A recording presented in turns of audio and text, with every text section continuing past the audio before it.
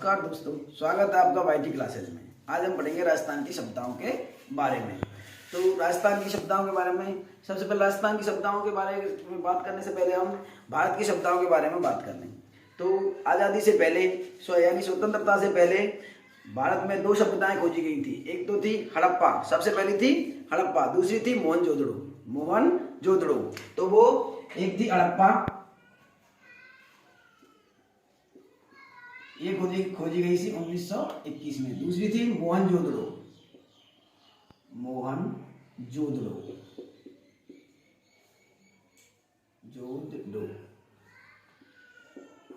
तो मोहनजोदड़ो थी जो ये 1922 में खोजी गई। देश आजाद हुआ, ये सभ्यता चली गई पाकिस्तान के पास में, पाकिस्तान के एरिया में आने लगी। पाकिस्तान में ये पहुंच गए मोहनजोदड़ो और हड़प्पा। मोहनजोदड़ो का अर्थ होता है मृतकों का टीला। ये तो चले गई उधर पाकिस्तान में। अब पाकिस्तान के पास में सभ्यता चले गई तो वो इतराने लगे। इतना तो इंडिया वालों से बोलने लगे तुम्हारे पास क्या है। इंडिया वाले कह रहे ठहर जा, बता रहे हैं तो गम का है। तो उनने सोची कि मतलब ये पाकिस्तान इधर है, यहाँ से जो सीमा लगाने वाले गंगानगर, बीकानेर, जैसलमेर, बाड़मेर जिले इधर पाकिस्तान सीमा है। तो उन्होंने सोचा इंडिया वालों ने कि इधर जब इनके पास में यहाँ सभ्यता है तो यहाँ भी तो कुछ होगा इधर। तो इन्होंने यहाँ खोज कर ली। यहाँ खोज करी तो अपन के पास में कालीबंगा की खोज कर दी इन्होंने। कालीबंगा की खोज कर ली। और कालीबंगा की खोज करने वाले थे, कालीबंगा के खोजकर्ता थे, कालीबंगा के खोजकर्ता है। ये पहली सभ्यता है, यानी हमारे इंग्लिश में वर्ड क्या था पहला ए। तो पहली सभ्यता ए से बन जाएगा अमलानंद घोष। तो इसकी खोज किसने की? अमलानंद घोष ने। कब करी? 1951। अब इसके बाद में इसके उत्खनन करता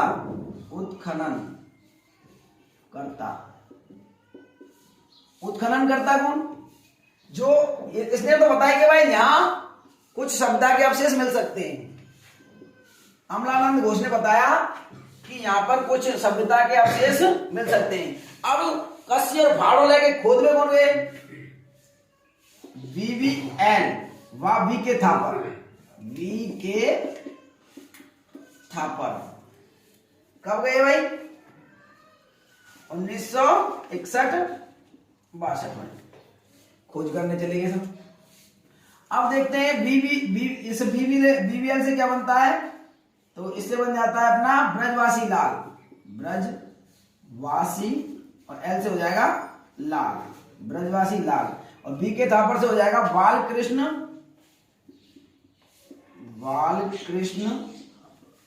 थापर। तो इन्होंने खोज कर दी कालीबंगा की। कालीबंगा जो सभ्यता है, जो सिंधु सभ्यता की एक सभ्यता है। कालीबंगा जो सभ्यता है सिंधु सभ्यता की एक सभ्यता है। इससे पहले एक और सभ्यता खोजी जा चुकी थी भारत में, वो थी रोपड़ सभ्यता जो कि पंजाब में है। रोपड़ सभ्यता कहां पे? पंजाब में है। और ये सिंधु सभ्यता की सभ्यता है। सिंधु सभ्यता की सभ्यता है, पहली सभ्यता है। फिर इसके बाद में और खोजी गई है। इसके बाद में हमारी फिर आती है कालीबंगा। और कालीबंगा का अर्थ क्या होता है? कालीबंगा का अर्थ होता है काली चूड़ियां या काली चूड़ी। कालीबंगा का अर्थ होता है काली चूड़ी। और ये किस नदी पर है? कालीबंगा सभ्यता है जो घग्गर नदी पर है। नदी पूछता है तो घग्गर नदी पर है। घग्गर नदी को सरस्वती नदी भी कहते हैं। और ये कांस्य युगीन सभ्यता है। कांस्य युगीन सभ्यता है। कांस्य युगीन सभ्यता है। सभ्यता जैसे कांस्य युगीन, ताम्रयुगीन, लोह युगीन। तो इसमें से ये सभ्यता है अपनी कांस्य युगीन सभ्यता है जो कालीबंगा है। इसके बाद में देखते हैं कालीबंगा हमारे हनुमानगढ़ में ही है। और हनुमानगढ़ में और सभ्यता भी है, काली पीली और कालीबंगा, पीलीबंगा, कालीबंगा और पीलीबंगा के बीच में 5 किलोमीटर का डिफरेंस है, बिल्कुल 5 किलोमीटर का डिफरेंस है कालीबंगा और पीलीबंगा। फिर रंग महल भी हनुमानगढ़ में ही है और सौती सभ्यता भी हनुमानगढ़ में ही है। तो अब इसके बाद में देखते हैं दशरथ शर्मा ने इसको, दशरथ शर्मा ने इसे तीसरी राजधानी कहा है, तीसरी राजधानी कहा है। दशरथ शर्मा ने इस जो कालीबंगा को तीसरी राजधानी कहा है। अब यहाँ पे क्या क्या इसको मतलब प्राक हड़प्पा सभ्यता भी कहते हैं, कालीबंगा को, कालीबंगा को प्राक हड़प्पा सभ्यता भी कहते हैं, हड़प्पा सभ्यता भी कहते हैं, भी कहते हैं। कालीबंगा को प्राक हड़प्पा सभ्यता भी कहते हैं। और ये इसमें कितने स्तर हैं? स्तर है इसमें 5, इसमें 5 स्तर हैं। अब इसमें मतलब क्या क्या अवशेष मिले थे इसके, वो पढ़ लेते हैं। तो कालीबंगा सभ्यता के अवशेष, कालीबंगा सभ्यता के अवशेष, सभ्यता के अवशेष। तो कालीबंगा सभ्यता के अवशेष देखते हैं हम, मतलब इसमें क्या क्या जो उत्खनन किया था उसमें क्या क्या मिला था। तो इसमें मिले थे सबसे पहले जुते हुए खेत के प्रमाण। तो इसमें कालीबंगा सभ्यता के अवशेष में देखेंगे हम क्या क्या मिले हैं, खुदाई में क्या क्या मिले हैं। नंबर 1 बात, जुते हुए खेत मिले हैं हमें, जुते हुए खेत के प्रमाण। अब जुते हुए खेत मिले तो इसमें 2 फसलें एक साथ बोने का प्रमाण भी मिला है, गेहूं और जौ, गेहूं और जौ।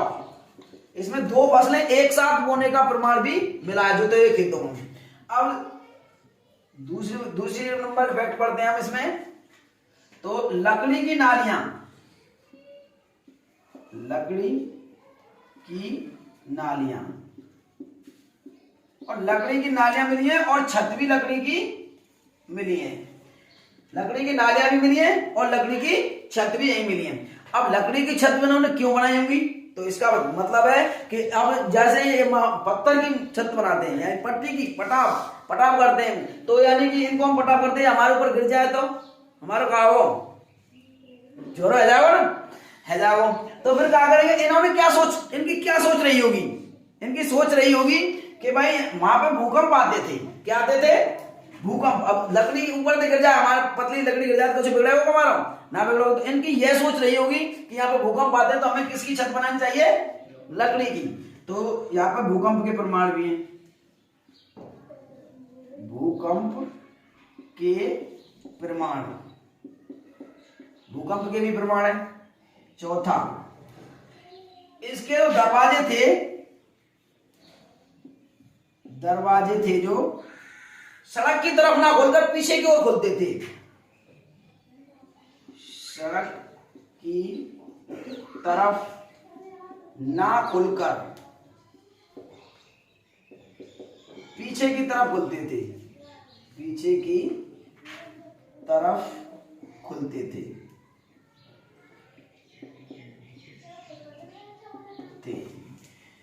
सड़कें समकोण पर काटती थी, समकोण पर मतलब ऐसे समकोण, ऐसे काटे सड़कें, समकोण पे, समकोण पे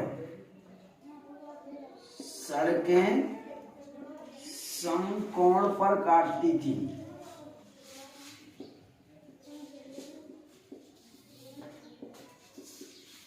और स्वास्तिक चिन्ह भी मिला यहां से, स्वास्तिक चिन्ह, स्वास्तिक चिन्ह के में साथ ही आते, ऐसा वाला चिन्ह यहां पे मिला है, स्वास्तिक चिन्ह। इसके बाद में देखते हैं हम, यहां से मोहरें मिली हैं, मोहरें, तो मोहरन पे काय काय के चित्र हैं? एक तो व्याघ्र को है, व्याघ्र का चित्र है। मुद्रा पे, ये इन दोनों पे क्या क्या मैम? मुद्रा, मुद्रा। तो मुद्रा पे काय काय के चित्र हैं? ये दोनों है मुद्रा। क्या है? दोनों मुद्रा। मुद्रा पे चित्र एक तो महिला कुमार देवी, महिला कुमार देवी, एक तो महिला कुमार देवी का चित्र है इसमें, एक है व्याघ्र का चित्र। ये इनकी मुद्राओं पर चित्र मिले हैं। एक है इसमें ऊंट की अस्थियां मिली हैं, ऊंट की अस्थियां, ऊंट की अस्थियां मिली हैं इसमें। एक मिला है इसमें ऊंट की अस्थियां मिली, एक मिला है इसमें कलश समाधि, कलश समाधान, समाधान, सब लिखते हैं ऐसे, समाधान, कलश समाधान भी मिला है इसमें। और मिला है इसमें हाथी दांत की कंघी, हाथी दांत की कंघी। और इसके बाद में अगली स्लाइड में लेंगे इसी में। अब यहाँ पे जगह बची नहीं, इसको हम साफ कर देते हैं, तब तक आप इसका एक स्क्रीनशॉट ले लीजिए। इसके बाद में लेगा है अलंकृत ईंटें, अलंकृत ईंटें, ईंट, अलंकृत ईंट इसी शब्दता से मिली है। अलंकृत ईंटों में हम कच्ची ईंटों से भी मकान मिलते हैं हमारे, और पक्की ईंटों से भी मकान मिलते हैं। कच्ची ईंटों से भी मकान मिलते हैं इसमें, और पक्की ईंटों से चबूतरे भी रहते हैं। ईंटों से ईंटों के चबूतरे, ईंटों के चबूतरे। अब देखो कच्ची ईंटन से मकान बन रहे हैं, तो यार मतलब इस सभ्यता को दीनहीनों की सभ्यता भी कहते हैं, दीनहीनों की बस्ती भी कहते हैं। इसी के कारण कहते हैं कच्ची ईंटन से मकान बन रहे हैं। कच्ची ईंट मतलब दीन रहेंगे गरीब, तो दीनहीनों की बस्ती, दीनहीनों की बस्ती भी कहते हैं इसी को, दीनहीनों की बस्ती। किस सभ्यता कहते हैं? कालीबंगा सभ्यता को। अलंकृत ईंट तो मिलती है, अलंकृत ईंटों में कच्ची ईंट भी मिलती है और पक्की ईंट भी मिलती है, कच्ची ईंट भी और पक्की ईंट भी। पर जो कच्ची ईंटों से मकान मिल रहे हैं वो ज्यादा मिल रहे हैं, तो इसी कारण से इसको दीनहीनों की बस्ती कहा जाता है। और ईंटों के चबूतरे भी हैं यहाँ पे 7 हवन कुंड भी हैं, 7 हवन कुंड, यहाँ पे 7 हवन कुंड भी हैं। और यहाँ पे युगल समाधि के भी प्रमाण हैं, युगल समाधि के भी प्रमाण हैं, युगल समाधि के भी प्रमाण हैं इसमें। और इसमें काले सफेद रंग की धारीदार बर्तन है, काले सफेद रंग की धारीदार बर्तन है यहाँ पे। और छठा है इसमें चिरायु, अंडाकार व चिरायु, अंडाकार। ये जो है ना 7 हवन कुंड, ये कैसे हैं? आयताकार। कैसे भाई? आयताकार, आयत के आकार के जैसे। और ये अंडाकार या चिरायु, कब्र, कब्र कैसी है? आयताकार या चिरायु कब्र। और इसमें क्या बच जाता है? और इसमें कुछ खास बचता नहीं है, ये इतने ही। और कोई मंदिर नहीं, इस सभ्यता में कोई भी मंदिर नहीं, इस सभ्यता में कोई भी मंदिर नहीं। तो इस प्रकार से हमारी कालीबंगा सभ्यता कंप्लीट हुई है। इसमें जो इम्पोर्टेंट फैक्ट है वो एक तो एक खोज करता है, ये उत्खनन करता है।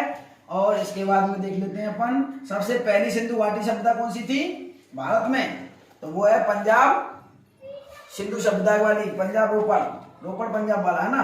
अर्थ तो इसमें यही है, पूछ लिया जाता है कभी कभार। कालीबंगा का अर्थ काली चूड़ी, घग्गर नदी पर है, घग्गर नदी को सरस्वती नदी भी कहते हैं। ये कांस्य युग की सभ्यता है और दशरथ शर्मा ने इसे तीसरी राजधानी कहा है। Very very important, very very important. इसमें स्तर है अपने 5 और कालीबंगा को प्राक हड़प्पा सभ्यता भी कहते हैं, ये भी इम्पोर्टेंट है। इसमें से देख लेते हैं, तो इसमें से ये दीनहीनों की बस्ती क्यों कहते हैं, क्योंकि इसमें ईंटें कैसी थी, कच्ची ईंटों से ज्यादातर घर निर्मित मिले थे, इसीलिए इसको दीनहीनों की बस्ती कहा जाता है। एक ये है इसमें 7 हवन कुंड, 7 हवन कुंड। एक वो मुद्रा वाला था, मुद्रा पे कौन कौन के चित्र हैं, व्याघ्र का और महिला कुमार देवी का, और इसमें कोई मंदिर नहीं, ये भी इंपॉर्टेंट है।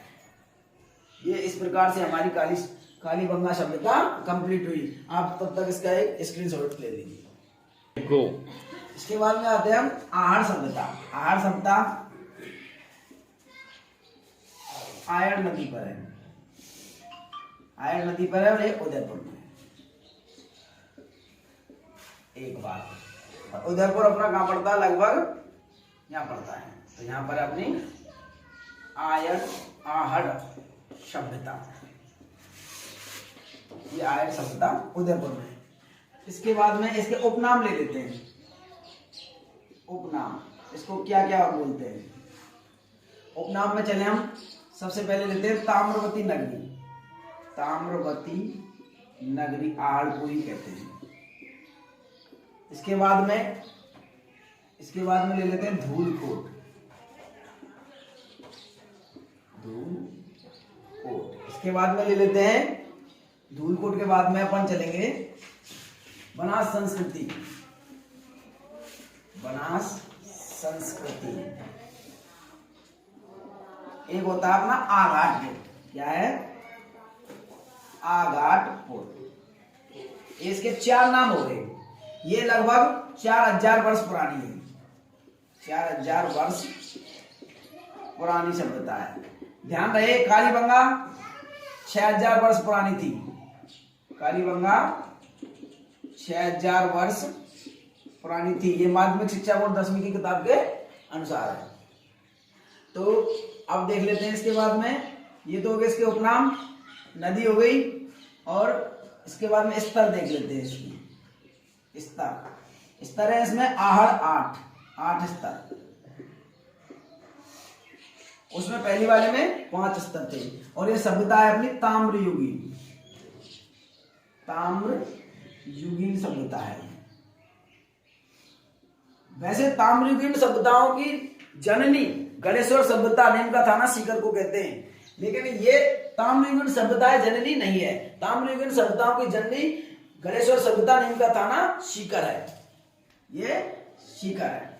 पर ये जो नदी है, ये जो नदी आयड़ नदी है, ये आयड़ नदी कैसे कैसे बनती है, देखो। सबसे पहले ये नदी थी अपनी बेडज नदी थी, और बेडज नदी उदय सागर में गिरी। उदय सागर है अपना उदयपुर में ही। और जब इसमें गिरने के बाद जब ये आगे बढ़ती है, तब इसको आयड़ नदी कहते हैं, तब इसको आयड़ नदी कहते हैं। तो ये अपने स्तर हो गए, 8 स्तर है इसमें। और इसके बाद में इसकी खास बात है कि मृद भांड किस कलर के होते हैं इसमें, तो काला, मृद भांडों का कलर होता है काला व लाल, काले व लाल रंग के होते हैं, और ये उल्टी तपाई शैली में होते हैं, उल्टी तपाई शैली। और यहां से रंगाई छपाई के ठप्पे भी प्राप्त हुए हैं, रंगाई छपाई के ठप्पे आहड़ सभ्यता से प्राप्त हुए, आहड़ सभ्यता से प्राप्त हुए हैं। रंगाई छपाई के ठप्पे भी प्राप्त हुए यहाँ से। और ये अपने मतलब काला व लाल रंग की, काले व लाल रंग के मृद भांड हैं, और उल्टी तपाई शैली के ये हैं। अब इसके जो मतलब अवशेष क्या है, आहड़ से प्राप्त अवशेष, अवशेष देख लेते हैं क्या क्या आंसर है। सबसे पहले तो यहाँ पे जो मतलब अनाज रखते थे, अनाज रखने के पात्रों को गोरे, गोरे या कोठे, गोरे या कोठे कहते थे। ये क्या है? ये मिट्टी के बने हुए पात्र थे जिनमें यहाँ के लोग अनाज रखते थे। दूसरे नंबर की बात, यहां से 6 मुद्रा, 6 मुद्रा प्राप्त हुई है व 3 मोहरें, 6 मुद्रा व 3 मोहरें प्राप्त हुई हैं। इनमें यूनानी भाषा अंकित है, यूनानी भाषा अंकित है। अब यूनानी भाषा से याद आया कि इसी में अपोलो का चित्र भी है। इसके मुद्रा पर यूनानी देवता, यूनानी देवता अपोलो का चित्र भी है, अपोलो का चित्र भी है। और यह जो संस्कृति है जो ईरान देश से मिलती है, ईरान की संस्कृति से मिलती जुलती है, ये मिलती जुलती है। ये जो संस्कृति है जो ईरान देश से मिलती जुलती है। इसकी मुद्रा पर यूनानी देवता अपोलो का चित्र है, ये आएगा अपना। इसके बाद में फैक्ट नंबर 3 देखेंगे। तो फैक्ट नंबर 3 है, इसमें 6 चूल्हे मिले हैं, 6 चूल्हे, 6 चूल्हे मिले हैं। 6 में से इन चूल्हे के 2 या 3 मुंह हैं, 2 या 3 मुंह हैं। और इन 6 चूल्हों से मैं ये पता चलता है कि यहाँ पर मतलब संयुक्त परिवार रहा करते थे, संयुक्त परिवार किस सभ्यता में रहा करते थे? आहर सभ्यता में संयुक्त परिवार रहा करते थे। चौथा फैक्ट मिला है इसमें, मिट्टी व पत्थर के मन के, मिट्टी व पत्थर के मन के, मिट्टी व पत्थर के मन के भी इसी सभ्यता से मिले हैं। 5वां फैक्ट मिला है इसमें, मिट्टी व पत्थर के मन के तो इसी से मिल गए। 5वां फैक्ट मिला देखो, ताम्र नगरी है तो तांबे गलाने की भट्टी भी इसी में मिलेगी। तावा गलाने की भट्टी, गलाने की भट्टी भी इसी में मिलेगी। 6वां फैक्ट है इसमें कि आटा पीसने की चक्की, आटा पीसने की चक्की भी इसी में मिली है। इसके बाद में अगली स्लाइड में देखेंगे, तब तक आप इसका स्क्रीनशॉट ले लीजिए। चलो, इसमें इसके बाद में 1-2 चीज हो जाती है, वो लिख लो आप। गंदे पानी के निकास की उत्तम व्यवस्था है, व्यवस्था, उसमें अभाव था, इसमें थी। और 7वें नंबर का फैक्ट रह जाता है कि इसमें तावे से बनी क्या? अंगूठी, चूड़ी और मतलब इसमें तावे से बनी हुई चीजें, अंगूठी भी, चूड़ी थी और क्या थी? कुल्हाड़ी वगैरह भी थी, कुल्हाड़ी वगैरह। मतलब इसमें तावे से संबंधित आए तो तावे से संबंधित आएगा तो हम करेंगे आहर सभ्यता। तावे से बनी कुल्हाड़ी, अंगूठी, चूड़ी ये सारे आए तो करेंगे हम क्या करेंगे? आहर सभ्यता। और इसका मतलब व्यवसाय क्या था? व्यवसाय था इसका पशुपालन। यहाँ के लोग पशुपालन करते थे। और आहर सभ्यता में बस इतना ही। आप इसका एक बार स्क्रीनशॉट ले। बैराट सभ्यता है साहेबपुरा, जयपुर। सायपरा जयपुर से संबंधित है। इसके उपनाम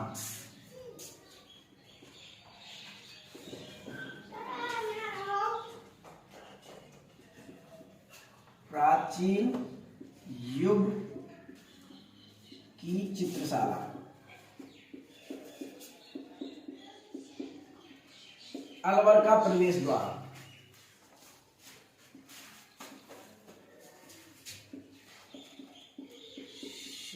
या प्रवेश द्वार,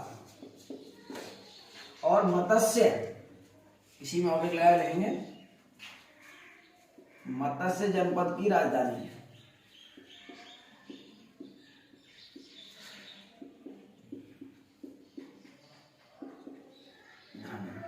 ये इनके उपनाम है प्राचीन युग की चित्रशाला। प्राचीन युग की चित्रशाला इसको क्यों कहते हैं? इसमें सर्वाधिक चित्र मिले हैं, सर्वाधिक चित्र मिले हैं। अलवर का सिंह द्वार या प्रवेश द्वार, और उस समय महाभारत काल में मत्स्य जनपद की राजधानी, महाभारत काल से संबंधित है।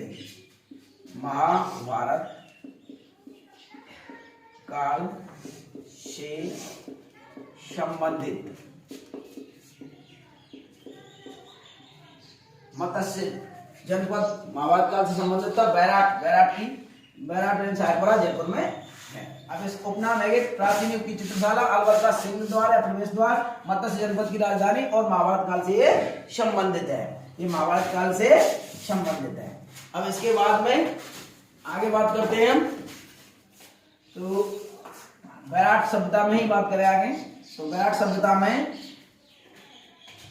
ये मतलब इसके स्थान देखते हैं, कौन कौन से स्थान इसके खुदाई हुई है, किसके स्थान पर हुई है।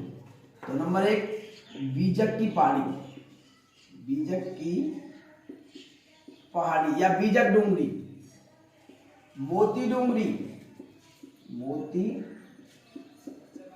डूंगरी, भीम डूंगरी, भीम डूंगरी, और भोमली डूंगरी, डूंगरी, गणेश डूंगरी, डूंगरी, हनुमान डूंगरी,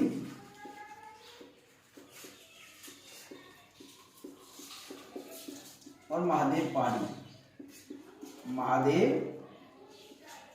पहाड़ी। इन स्थानों की खुदाई हुई है। तो यहाँ पर देखते हैं हम। इसके बाद में ये तो इसके स्थान हो गए, कहां कहां इसकी खुदाई की गई है। इसके बाद में इसमें पढ़ते हैं अपन बीजक की डूंगरी पहाड़ी, और मोती डूंगरी, भीम डूंगरी, भोमली डूंगरी, गणेश डूंगरी, हनुमान डूंगरी, और महादेव पहाड़ी। ये तो इसके स्थान हो गए। इसके बारे में इसमें और क्या है बैराट सभ्यता में, तो बैराट सभ्यता में देखते हैं अपन। तो इसके बाद में एक शिलालेख है अपना भाब्रू का शिलालेख, भाब्रू का शिलालेख।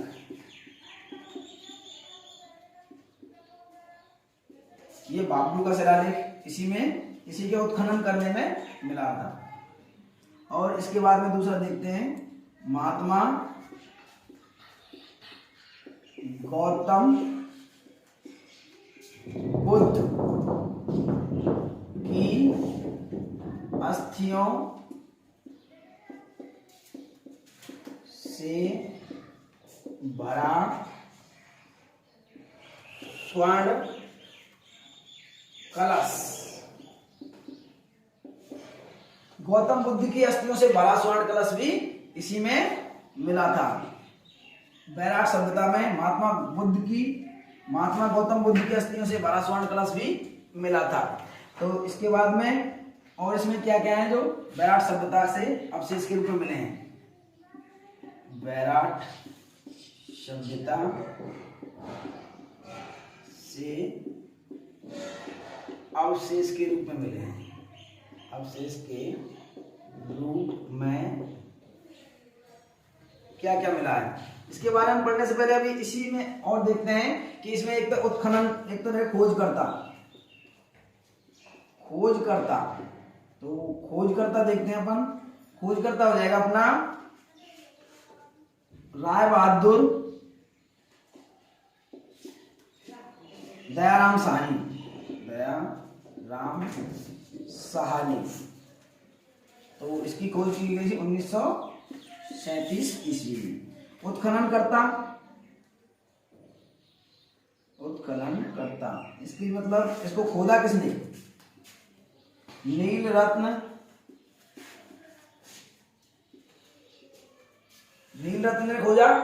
और नील रत्न के बाद में एक और था कैलाशनाथ दीक्षित, कैलाशनाथ,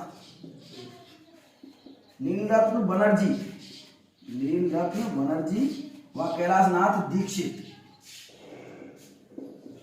इन दोनों ने इसकी खुदाई की थी। और ये कब की थी? 1962 ईस्वी में। ये इसके खोज करता रहे साहब।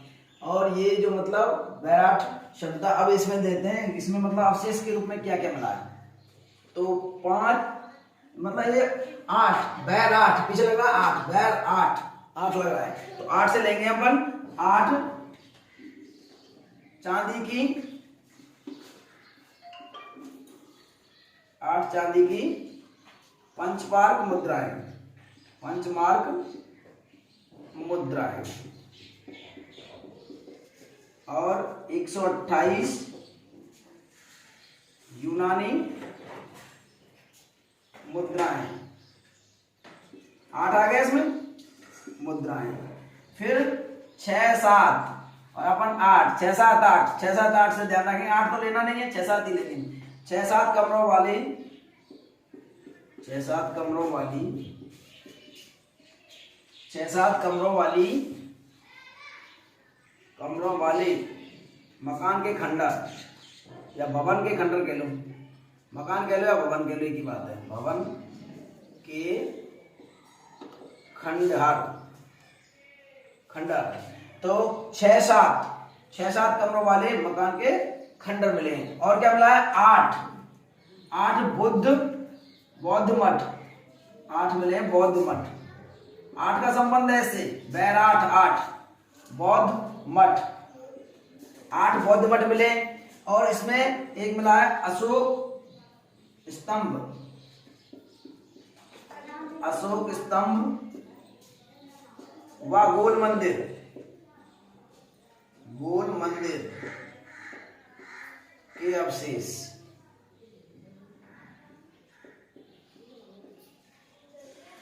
और इसी में देख लेंगे अपन एक मतलब सबसे पहले मंदिरों के अवशेष, मंदिरों के प्रमाण यहीं से मिले हैं। सबसे पहले मंदिरों के प्रमाण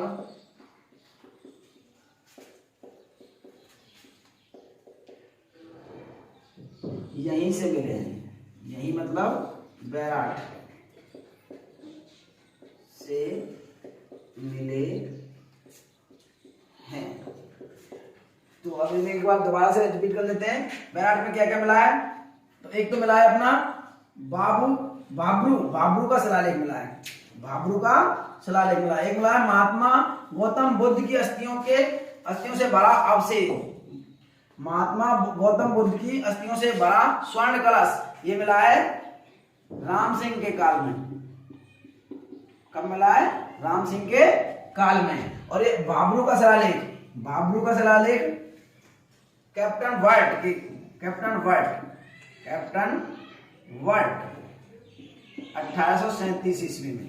ये जो हमारा शिलालेख मिला है, जो बाबरू का शिलालेख, ये है बैराट सभ्यता के उत्खनन में प्राप्त हुआ है। इसके बाद में और देखते हैं कि 8 चांदी की पंचमार्क मुद्राएं मिली है यहाँ से, बैराट 8 और 128 यूनानी मुद्राएं मिली, 8 आ रहा है एंड में। 6 7 8 यानी 8 अपनी तरफ से लगा देंगे। 6 7 कमरों वाले भवन के खंडर मिले हैं, 6 7 कमरों वाले भवन के खंडर मिले। और यहाँ से बौद्ध 8 ही बौद्ध मठ मिले हैं, 8 ही बौद्ध मठ मिले हैं। अशोक स्तंभ व गोल मंदिर के अवशेष भी यहाँ से मिले हैं, अशोक स्तंभ व गोल मंदिर के अवशेष भी। मंदिर शब्द आ गया तो मंदिर के पहले अवशेष भी बैराट सभ्यता से मिले हैं। आज की स्लाइड में बस इतना ही। आप जब तक आप इसका एक स्क्रीनशॉट ले लीजिए। इसमें एक और ले लेंगे, शंख लिपि के प्रमाण, संकलिपि के प्रमाण भी वैराट सभ्यता से मिलते हैं। आज की वीडियो में बस इतना ही। अगर आपको ये वीडियो हमारी पसंद आई हो तो लाइक करें, शेयर करें और सब्सक्राइब करें, ताकि इस वीडियो को ज़्यादा से ज़्यादा लोगों तक शेयर करें, ताकि अन्य लोगों को आपके साथ साथ भला हो सके। धन्यवाद।